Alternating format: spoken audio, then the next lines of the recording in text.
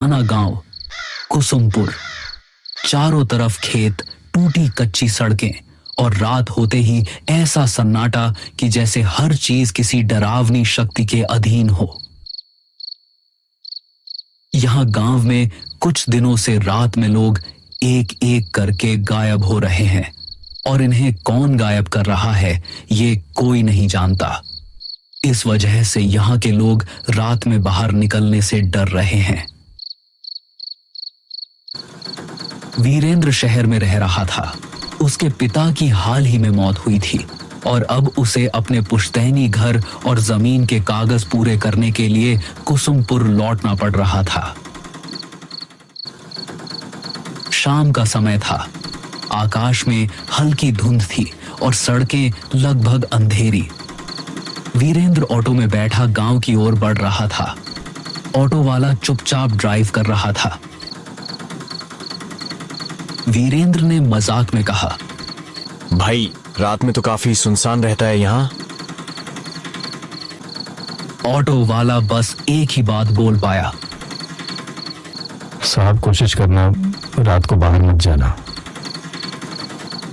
रास्ता लंबा और धूंध से भरा था। वीरेंद्र ने बाहर झांक कर देखा तो उसे सड़क किनारे खड़े पेड़ और खेतों के बीच से गुजरती अजीब सी परछाइयां दिखाई दी। हल्की हवा से पेड़ों की शाखाएं जैसे फुसफुसा रही हों। वीरेंद्र ने खुद से कहा, बस शहर में रहकर ही अच्छा था। ऑटो धीरे धीरे गांव के मुख्य चौक पर पहुंचा। वहां का दृश्य वीरेंद्र को हैरान कर गया। पूरे गांव में सन्नाटा था। कोई दुकानदार नहीं, कोई आदमी नहीं।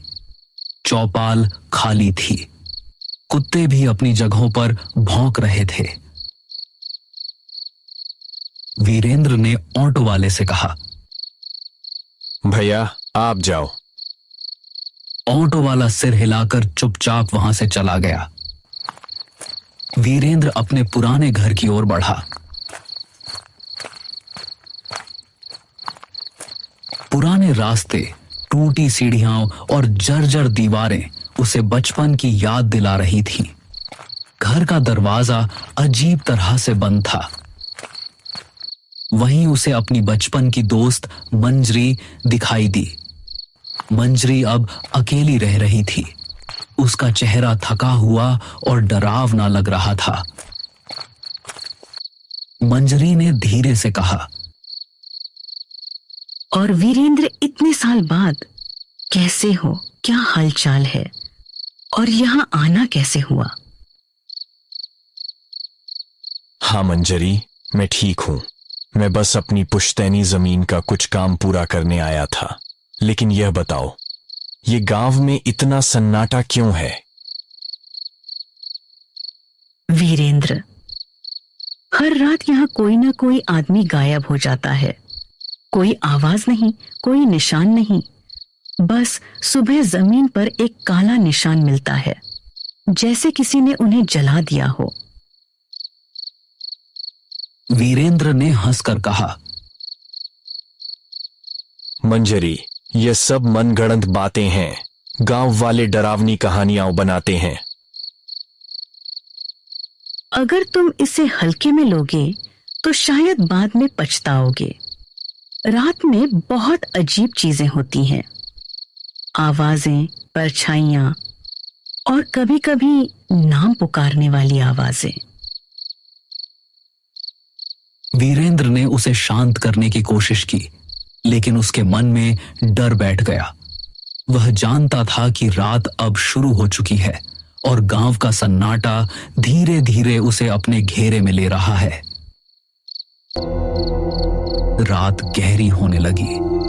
वीरेंद्र घर के पुराने कमरे में बैठा, धुंध से ढकी खिड़कियों के बाहर झांक रहा था। हर खिड़की पर अजीब सी परछाइयां गुजर रही थीं। कभी हवा में फुसफुसाहटें, कभी दीवारों के पीछे किसी का नाम पुकारना। वीरेंद्र ने सोचा, यह सब अजीब है। लेकिन उसके पास समय कम था। वो डरते डरते सोया अगले दिन जमीन और घर के कागज कंप्लीट करने थे। वो धीरे धीरे गांव की गलियों में घूमना शुरू करता है। वहां हर घर का दरवाजा जल्दी बंद होता है, कोई बाहर नहीं दिखता, चौपाल बिल्कुल खाली। कुत्ते भी अजीब तरह से घूर रहे थे। वीरेंद्र ने महसूस किया कि जैसे हर कोई डर के साए में रह रहा हो।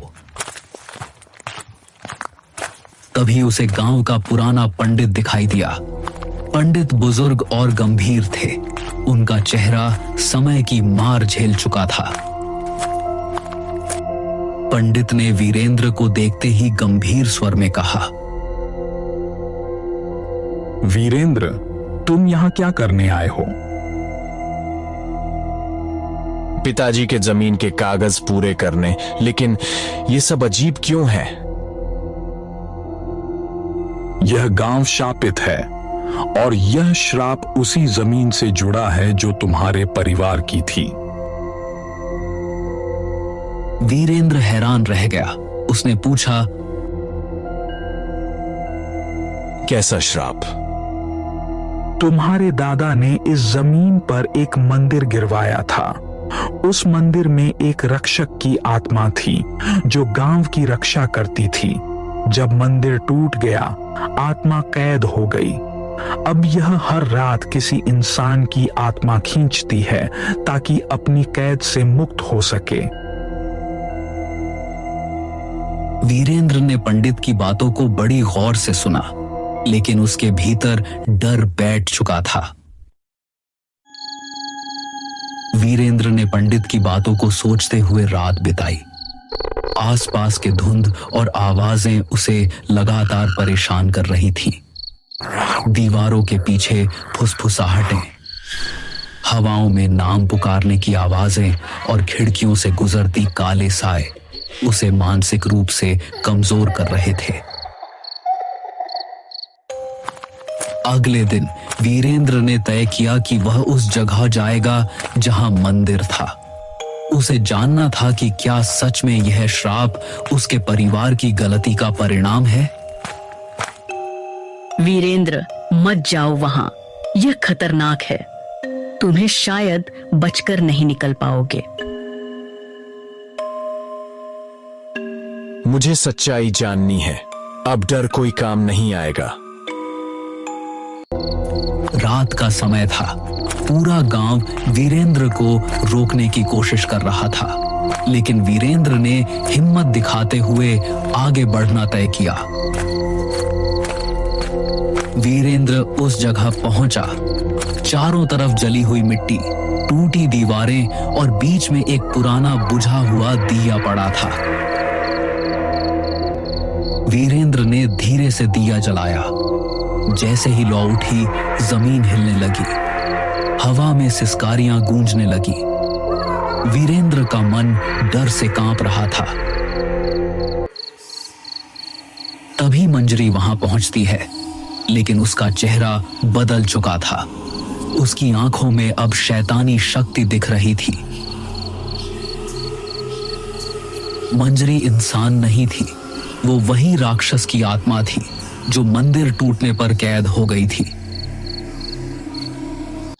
सालों से मंजरी गांव के लोगों को मार रही थी ताकि उन्हें अपने अंदर खींचकर श्राप से मुक्त हो सके, लेकिन अब वीरेंद्र के लौटने से उसकी कैद पूरी तरह टूटने वाली थी। मैं अब तुम्हें नहीं छोड़ूंगी। तुम्हें निगलने के बाद मैं इस श्राप से मुक्त हो जाऊंगी। नहीं, मुझे छोड़ दो। लेकिन आसपास धुआं फैल जाता है। धीरे धीरे वीरेंद्र गायब हो जाता है। गांव में अब केवल सन्नाटा और हवा में हल्की सिसकारियां रह जाती हैं। सुबह गांव में अफवाह फैलती है।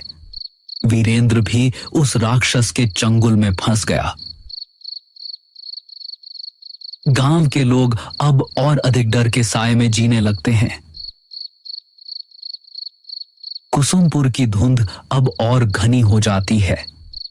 सड़कें, पेड़, खेत और पुराना घर सब कुछ जैसे वीरेंद्र की कमी को महसूस कर रहा हो। मंजरी अब पूरी तरह शक्ति में गांव में घूमती है। हर रात वह नए शिकार ढूंढती है और कोई नहीं जानता कि अगली रात किसका साया दीवारों पर रह जाएगा।